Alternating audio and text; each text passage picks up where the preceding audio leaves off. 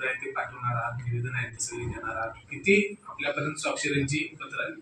21 जुलैला नांदणीचं शिष्टमंडळ पहिल्यांदा मला कोल्हापुरात भेटायला आलं. त्यावेळी पहिल्यांदा राजकीय भूमिका आम्ही प्रतिनिधी म्हणून भूमिका घेतली की हा हत्ती कुठल्याही परिस्थितीत नांदणी मठामध्ये राहिला पाहिजे.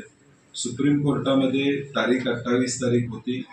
त्या तारखेच्या आधी सरकारनं यामध्ये निर्णय घ्यावा अशी आमची अपेक्षा होती. परंतु दुर्दैवाने 28 तारखेला सुप्रीम कोर्टामध्ये निर्णय झाला आणि निर्णय सकाळी झाल्यानंतर ताबडतोब संध्याकाळी सगळी व्यवस्था लागली.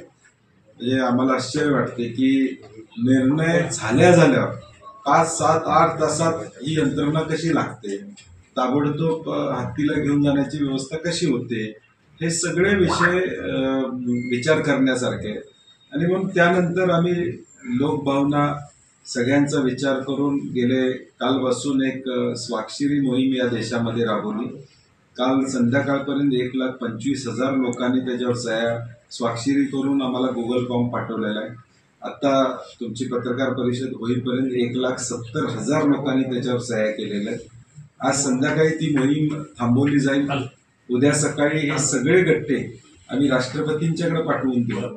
सुप्रीम कोर्टातला निर्णय असल्यामुळं राष्ट्रपतींनी त्याच्यावर गांभीर्यानं घ्यावं आणि अनेकदा सुप्रीम कोर्टातले काही निर्णय राष्ट्रपतींनी परत पाठवण्यासंदर्भात फेरविचार करण्यासंदर्भातला आपला प्रेसिडेन्स आहे.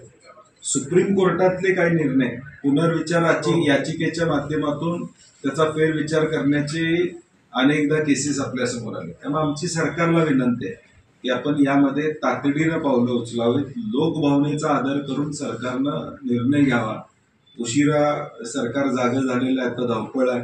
आज काही अधिकारी येऊन भेटणार आहेत असे आमच्यापर्यंतची माहिती आहे. ठीक आहे, काही निर्णय चांगला झाला तर आम्हाला आनंद आहे की मठाचा अभिमान, जैन समाजाचा अस्मिता या ठिकाणी राखण्यासाठी लोक चळवळ आम्हाला उभी करावी लागली.